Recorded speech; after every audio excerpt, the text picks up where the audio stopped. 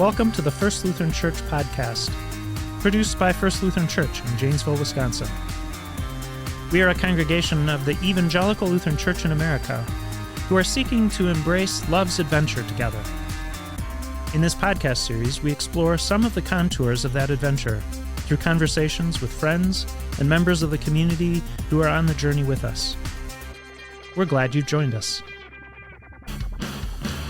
Well, hello, First Lutheran friends and family. Today we're going to welcome Jude Tropp to our podcast. Hello, Jude. Hello, Renee and everyone out there. So, beautiful day, Jude. It's gorgeous outside. It's a little cold. You going to get outside today at all? Not really. Why not? I don't know. So if you were going outside, what type of stuff do you like to do outside? Some brisk walks, playing with the kids, my grandchildren. Grandchildren? How? 3 of them. 3. You like that? I do. Oh. I like getting out and watching them play on their equipment in their backyard and stuff, and hanging out. So, yeah. All right. Speaking of hanging out, brisk walk, grandkids, what's your favorite pastime? Collecting antiques. Collecting antiques. Oh, yes, my. I collect a lot of antiques. Okay. So depending on what it is. Okay. What is it that... Well, hold up. I have to back this up because before we get into the antiques, I want... Jude Tropp is an employee here at First Lutheran Church. What do you do for us? I'm the maintenance supervisor, coordinator for custodial and maintenance. Okay. Something like that. We're going to circle back to that later. Facility maintenance coordinator. Are you? There you go. Is that your final answer? I think so. You could call yourself whatever you want. Something, I'm not checking the human resource book to see what your title is. We'll circle back to employment later, but I just wanted our listeners to know who is what you do is not who you are. Right. I almost said who is Jude Tropp, but we do want to get to that because personally, I think you're an incredible person. Thank you, Renee. And so we need... Did you feel obligated to say that? No, it's true. It's very true. But I want our listeners to get to experience some of the things I see from you. So we'll get that. So hobbies. We were talking about antiquing, and what do you do? Collecting railroad, old vintage lunch boxes, thermoses, toys, anything that just catches my eye. Okay, I want to hit up on I want to ask you about the lunch boxes because I'm a sucker for a metal lunchbox. Growing up, that's what we had. Yeah. Do you have like a specialty one or one that really drew you? I collect the domed lunchboxes, the metal ones that the railroad employees, workers, and factory workers would bring to work. And those are the ones I'm into. Okay. The old rugged, whatever. My special one I've got is one that my brother gave me, and it was from 1919, and it's a really old one.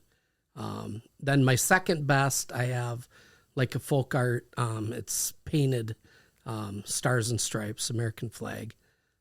That's one of my favorite ones. The other ones are just different colors. It just whatever yells at me when I see it, if I need to buy it or not. Is it common to find these? They're hard to find. Okay. And they're also expensive because they're very popular right now. Okay. People like to put plants in them and stuff. That seems wrong. It is very wrong. Here's some dirt. Here's some dirt and a beautiful vintage lunchbox that someone used to take to work with them and store their lunch and sandwiches in. So I put them around the house, and they're there for me. Now, in my house, if I had a container sitting around the house with a lid on it, I'm going to tell you, Jude, that would be full of something. Are these empty or are you filling them? These are empty. Oh, these are empty. Good self-control, man. Yep, very. They might have a thermos in it. Okay. Depends if a thermos came with it or not. Mine might have toenail clippings. I don't know what it just ouch. So gross. Yeah. So, all right. Where did you grow up?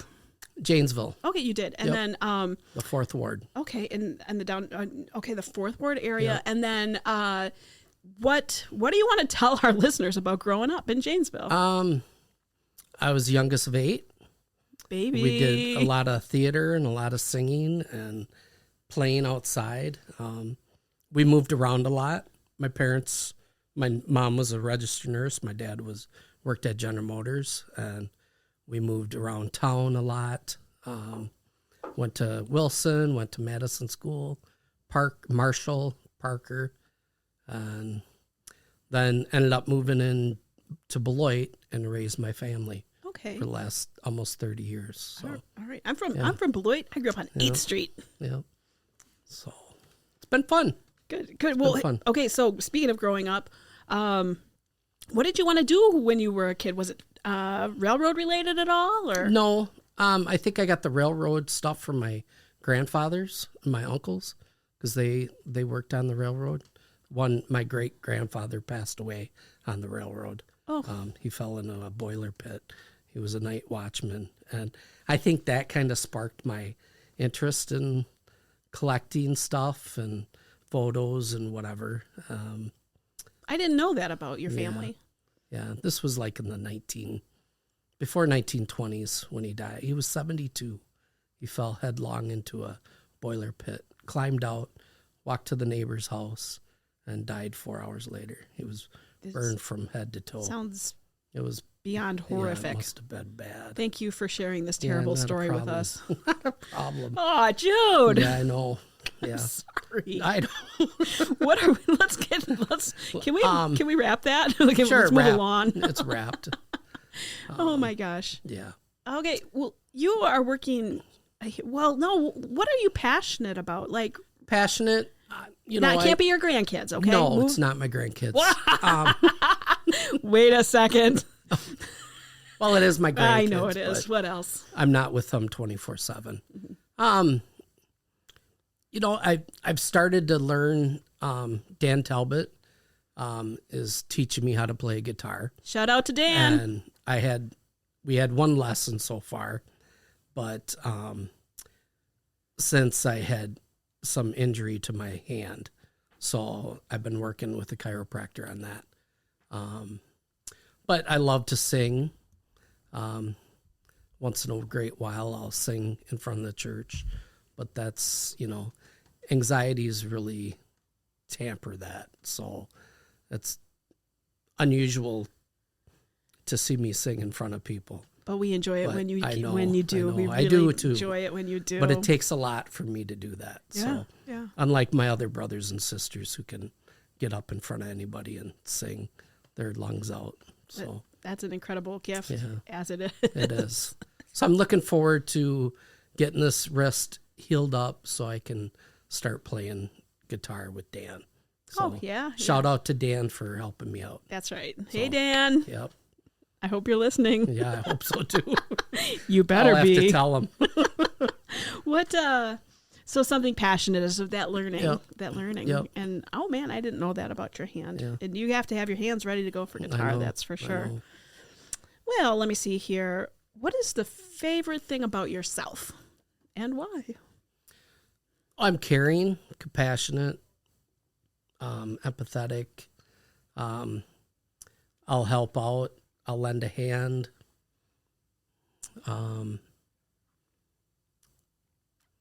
I may be a good listener, but sometimes comprehending what I'm hearing. It's a hard thing. We'll go slow. Yeah, go slow, Renee. Thank you for that. So let's hit on that caring and compassionate. And that's one of the things I've noticed about you. And as a person that's doing facility maintenance, you think that's like this. I don't know. Manly thing? No, like it had, like, argh. Right. Well, okay, let me back this up. This is my own baggage. This is transference. So my dad is a mechanical engineer, and he thinks he can fix anything, and he really can, although we shouldn't do some stuff, but he can, and he would get so focused that he would forget that other people were involved with a project, and just kind of like bulldoze you. And I have seen that in the middle of a project, in the middle of you're committed to what you're doing, but you're also kind to the people around you. Yes. And so I'm an includer. Oh, tell me, what do you mean by that? Includer, just let people come in and help, and I include everybody. I mean, if I see someone just by themselves, I'll tend to go over and talk with them and maybe include them into whatever we're doing. I think I've always been that way. I was spoiled as a kid, but as the baby of the household, baby is a household.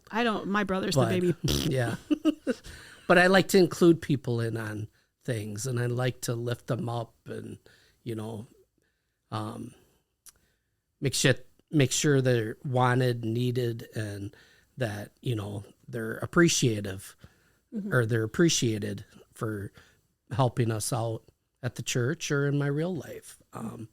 I've always been that way. I mean, it's not all about me. It's not all about me. Yeah, I like to share. I'd like to share, and I've seen you treat people with such respect and value, who maybe are marginalized in our community, right.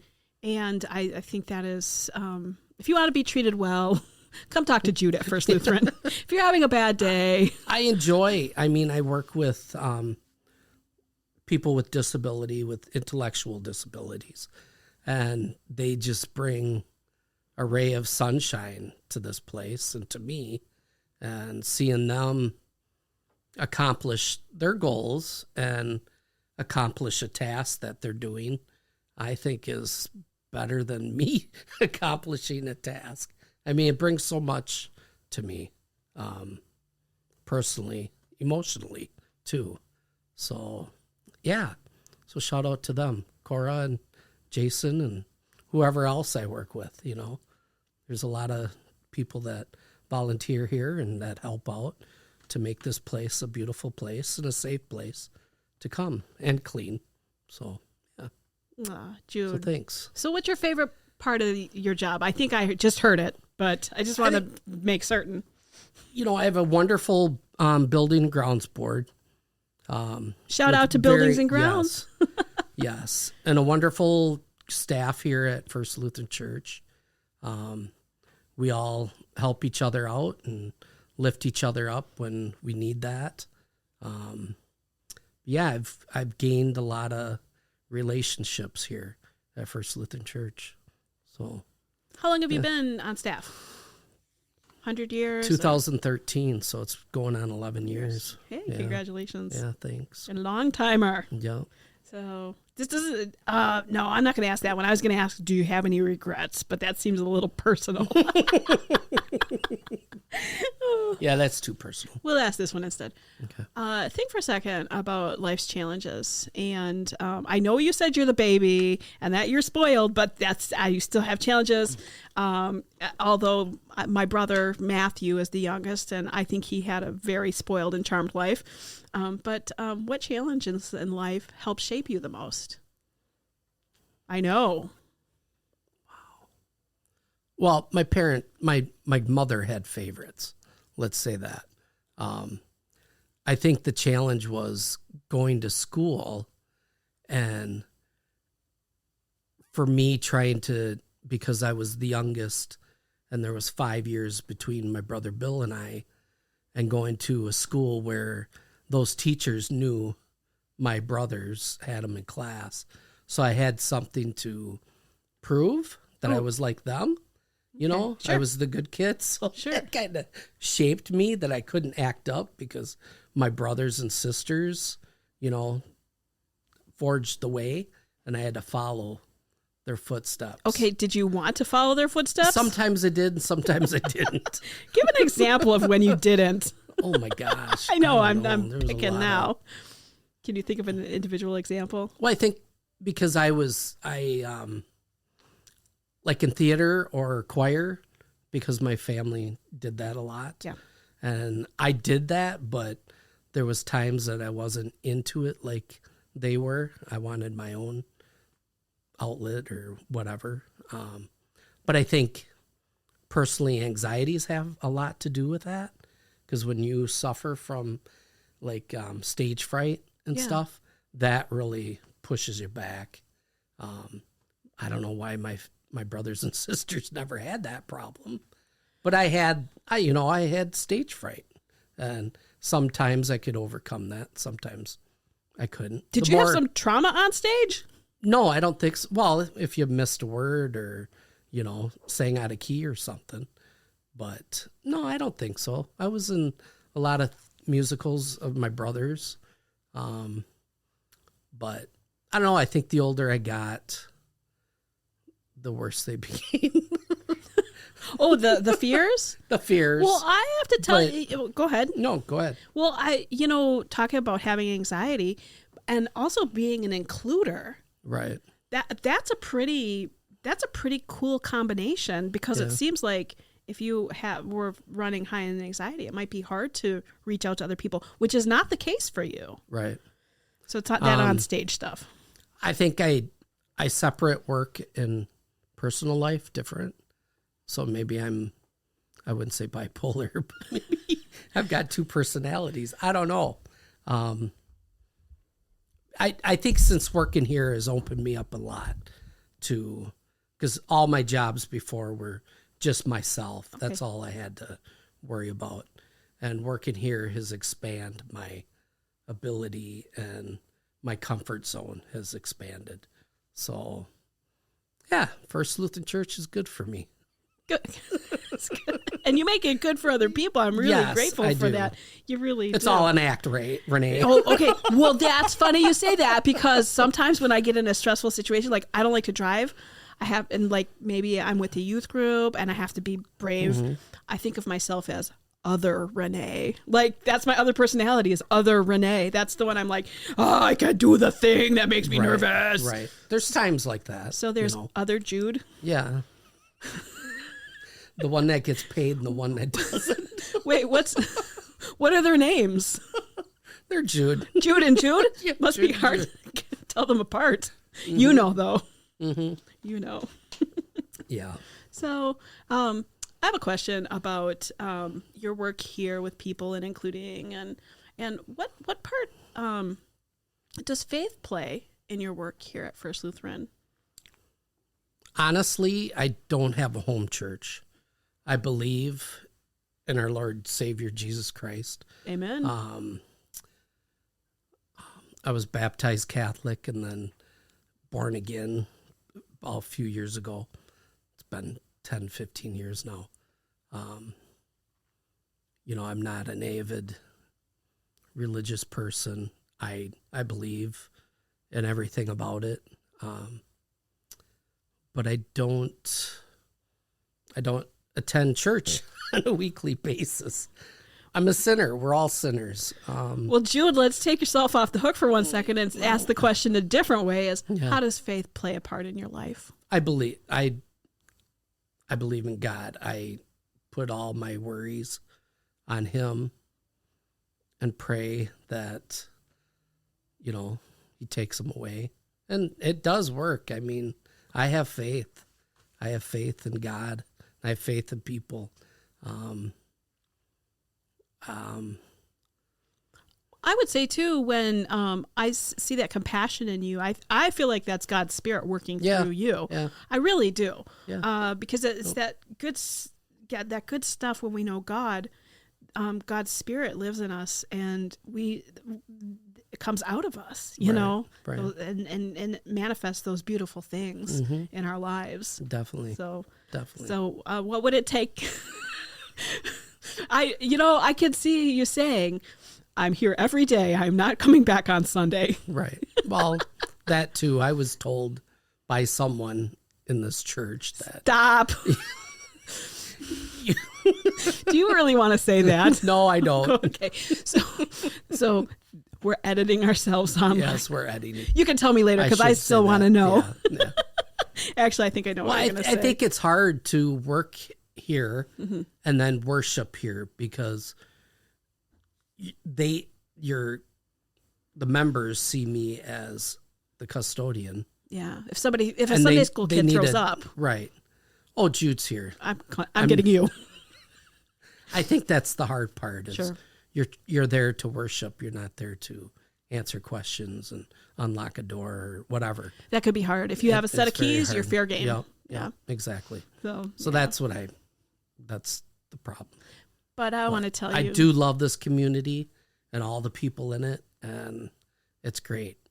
But yeah, well, come in here on Sundays. We stop. That evening, I might take it. We're both getting fired after this podcast. I got to tell you though, you are part of our faith family. There's no doubt. There's room for everybody. Yep. If we love it when we get to see you on Sundays. We love it when we get to hear your beautiful voice. Thank you. Singing with us or for us. But definitely consider you part of this beautiful faith family for sure, Jude. Yeah, I hope you feel that way. Yes, I do. I do. Good. Yes. Good. I do. So what? Let me see. Oh, we've been talking for 20 minutes. Wow. Yeah. So what? If you were going to tell our listeners one thing, what would you leave them with today? I know that's super broad. I'll sing while you think. Do, do, do, do. I wonder if that's copyrighted. Probably is. Okay. I have Alex to stop. Trebek here. Treat others with respect, whether they don't look like you or look normal or act normal. They're still human, and there's still a place for them here. Oh, Jude. That's Jude's heart right there. There's a place. Now we're both crying. Go back and listen to that again. There's a place for you here. In God's grace and God's love. You heard it from Jude Tropp, our friend at First Lutheran. Say hi to him when you see him around the building. Gosh, we love you, Jude. Thanks for meeting with us today. Too. Thank you. Enjoy your afternoon. Yep. Bye, friends. Thank you for listening to this podcast.